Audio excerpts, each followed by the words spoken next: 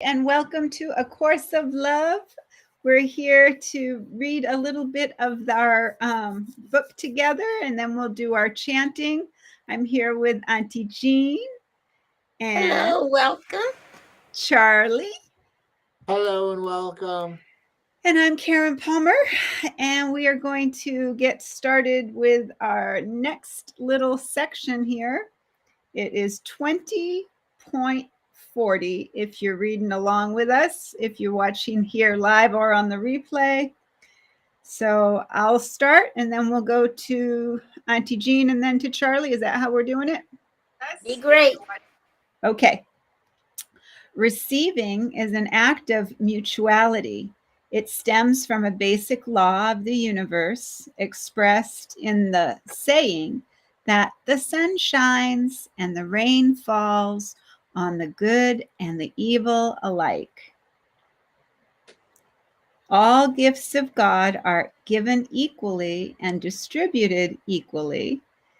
It is your belief that this is not so that causes judgment.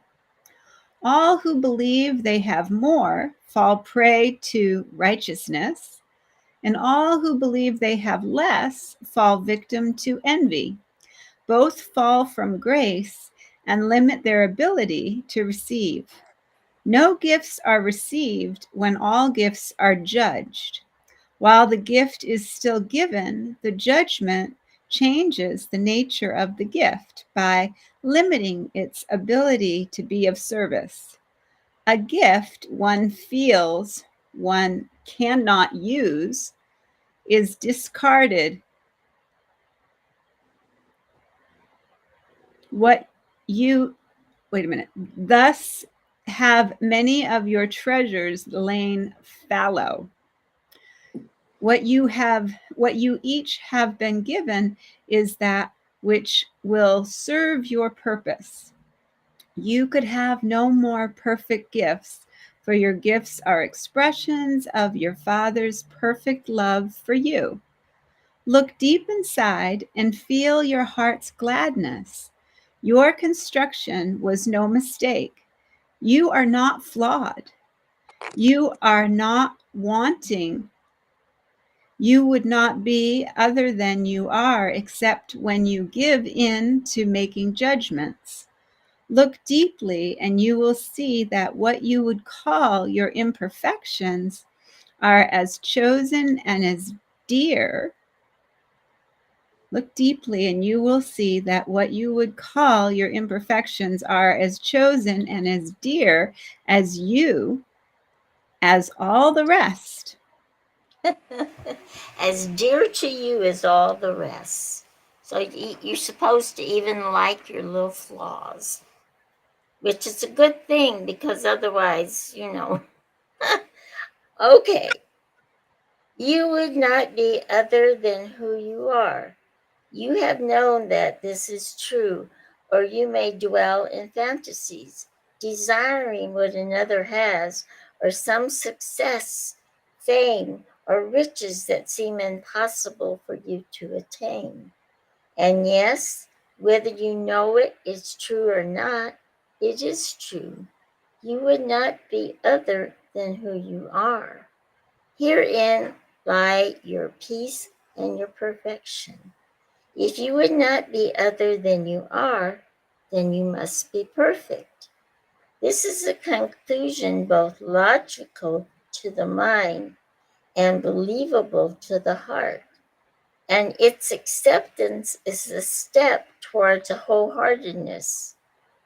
To believe in your perfection and the equality of your gifts is peaceful because it releases you from trying to acquire that which you previously believed you were lacking. It releases you from judgment because you know that your brothers and sisters are also beings of perfection. When you begin to see them as such, what you will receive from them is far greater than anything you would before have wished to take from them. That's beautiful. Charlie? Yes, you think will begin to change to reflect your recognition of reception. Reception and welcome are highly linked. You will find you are welcome to all the gifts you recognize in your brothers and sisters, just as you freely will offer yours to serve them. To serve rather than to use is an enormous change in thinking, feeling, and acting. It will immediately make the world a kinder, gentler place, and it is only a beginning. To serve is different from your ideas of serve. However, your ideas of serve are bound to the ideas of charity. Your ideas of charity is based on some having more and some having less. Thus you must remain contingent in mind that the idea of to serve is being used to replace the idea of to use and is its opposite. It replaces the thought of taking with the thought of receiving. It implies that you are welcome to all the gifts of the universe, and that can be given through you to others as well. It implies willingness rather than resistance to change your thinking and your feeling from expecting resistance to expecting willingness is another key change that will lead toward wholeheartedness. When you change your action from those of resistance and use to those of being willing to serve and be served, it will assist not only you in your powerfulness, but will bring peacefulness to the world as well. Before you begin to resist the notion that you could have anything to do with world peace, realize that you naturally have reacted with resistance. You must replace your willingness to believe in your inadequacy and smallness with your willingness to believe in your ability and mightiness. Remember not your ego concerns, and remember instead the warmth of the embrace. Remember not your personal identity, but remember instead your shared identity. Your personal concerns are concerns that you have been taught to believe you have. They are small concerns, and they are among the reasons for your belief in your inability to affect change within your own life, and certainly within the greater life of the universe. But you must understand that when you think of your personal life, personal concerns, personal relationships, you are separating yourself from the whole. These concerns are a matter of perception and are things your mind has been trained to see as being within its scope. It is as if you have cornered off a little section of life and said, these are the things that relate to my existence and to me, and they are all I need concern myself with. Even when you think of expanding your view, you deem that expansion unrealistic. You cannot do everything. You cannot affect world peace. You can barely keep your personal concerns in order. Your effort to do so is all that stands between you and chaos. Your heart has a different scope, a different view. It is the view from within the embrace, the view from love's angle. It is the view of the dying who realize nothing matters but love. This realization is not one of sentiment, regrets, or wishful thinking. It is the view from the embrace, the return to one heartbeat, the return to what is known. This knowing you might call wisdom and think of as an attainable ideal of thought. Yet it is not about thoughts at all, but is beyond thought. It is not wisdom, but the truth. The truth is that which exists. The false is illusion. Love is all that matters because love is all that is. Beautiful. Isn't that beautiful? Mm. You know, right before we came on, I was watching the replay of the Peapod today with Teri. I missed it again. I don't know what it is about that program that I cannot get the time right. And not only that, but I kept looking for it and I couldn't find it. All I could find was A Course of Love. So she had set it up for us tonight and Mhm. forgot, and then went on as a Peapod with A Course of Love being up there. So anyway, it was really a fantastic talk. And they talked about abundance. And that's part of the problem is we don't realize that we are so abundant, that we're living in abundance. Once we realize that, why would we want what anybody else has? Yeah. Because we're abundant as we are, you know? And I was thinking of my puppies. I know this sounds silly, but I feed them in the evening, when I feed them in the evening. And I feed one in one location and one in the other because when the new one got here, he had a little trouble with food. You know, he was a rescue. They always have to go check out each other's plate before they'll start eating, just to make sure that It's they all the got the same. same thing and the same amount. And we're kind of like that. We're kind of like those puppies. So I really love this lesson. It made me think Yeah. about so many things. And Okay, it's so we're going on to chapter 21, right? Love is. love is. That's correct. Yeah. You want me to go ahead and start reading? Okay. Love is. That's my whole paragraph.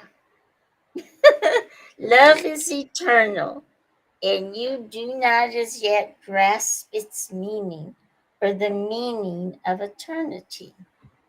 This is because, as a particular being, you are time bound. You can realize that eternal, even in your temporary form, if you can let go of your particularity. Particularity has to do with mass, substance, form.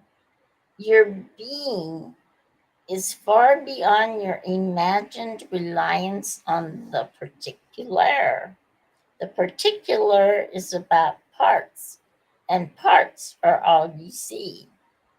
I remind you of what was said earlier concerning relationships existing apart from particulars. I repeat that relationship exists between one thing and another, and that is the intersection of parts that the holiness of what is in between is found. This will be discussed in more detail later, but for now I return you through the embrace to the holy relationship, but in a broadened form. Charlie, it's your turn.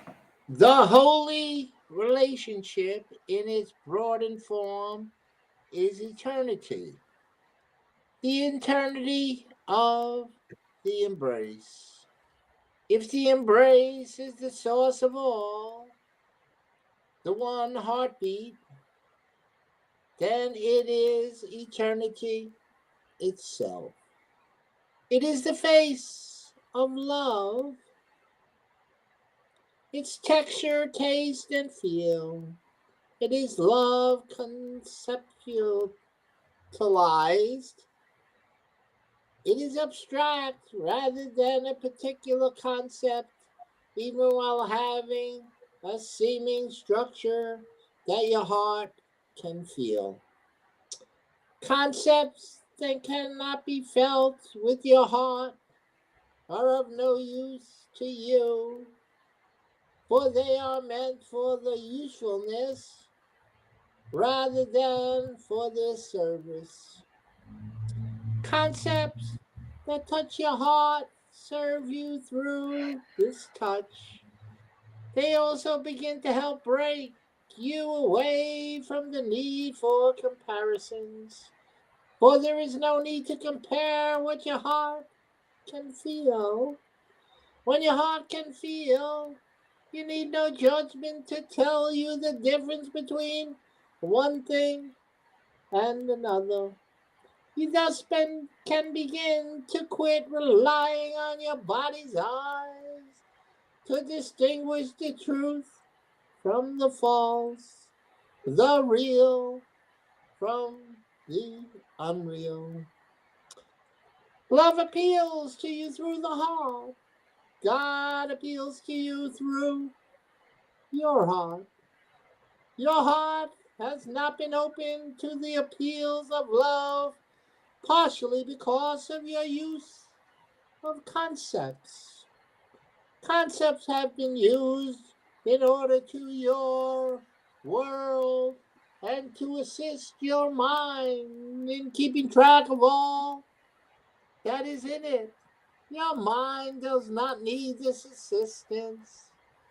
To begin to conceptualize in ways that touch your heart will free your mind of its reliance on thought concepts, thus allowing heart and mind to speak in the same language or to be communicate with in the same way. It's all There about has been a division between the language of your mind and heart. Your mind insists on thinking and learning in a certain way, a way contrary to the language of your heart. And so, like two people from different countries speaking different languages, there has been little communication and much misunderstanding. Occasionally, the problems associated with a lack of common language have been set aside when the actions needed in a certain circumstance have demanded cooperation. You see this in times of emergency or crisis of every kind. And like the two people from different countries who do not understand each other, working together momentarily diminishes the boundaries of language, and a temporary solidarity is formed through like action. At such times, two strangers who are foreign to one another might recognize that the other's heart is in the right place. The right place with two people, as with mind and heart, is the place of no division, the unification of mind and heart that produces right action. Currently occurs primarily in crisis situations because of a lack of shared language. The formation of a shared language can thus be seen as aid in unification.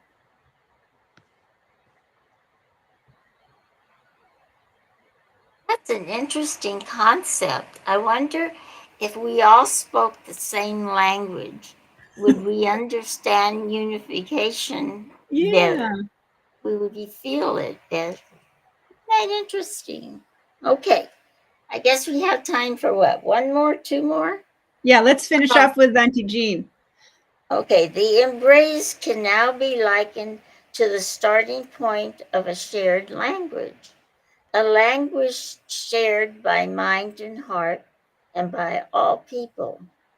It is a language of images and concepts that touch the one heart and serve the one mind. Conflict between mind and heart occurs for an additional reason as well, although this conflict has at its root the problem of language as determined by perception. This is a problem of meaning. Mind and heart interpret, wait a minute, I lost my place. This is a problem of meaning. Mind and heart interpret meaning in different ways. You do not even begin to understand the enormity of this conflict or what it means to you. But I assure you that as long as mind and heart interpret meaning in different ways, you will not find peace. You will have in the past accepted these different interpretations as natural. You see that there are two ways of viewing a situation. Even if you do not label one way of viewing or perceiving being of the mind and the other of the heart, and you accept this conflict inducing situation, you accept that your mind sees one truth and your heart another, and you act anyway. You act without agreement or resolution. You act without unity. And just as if you were two people acting on different truths in the same situation, conflict cannot help but continue. No matter which path you follow, the path of the mind or the path of the heart, you will not get where you are wanting to go until they are joined. You might imagine three paths, one path representing the mind, one path representing the heart, and one path representing wholeheartedness. The path of neither mind nor heart alone will take you where the path of unity will take you, and the journey will not be the same. Beautiful, huh? Interesting. You know, this idea of one language is not new. There's a man who invented a language called Esperanza. Have you ever heard of it? Uh-uh. Actually, I was studying it for a while and I don't know why I stopped. I probably got lazy.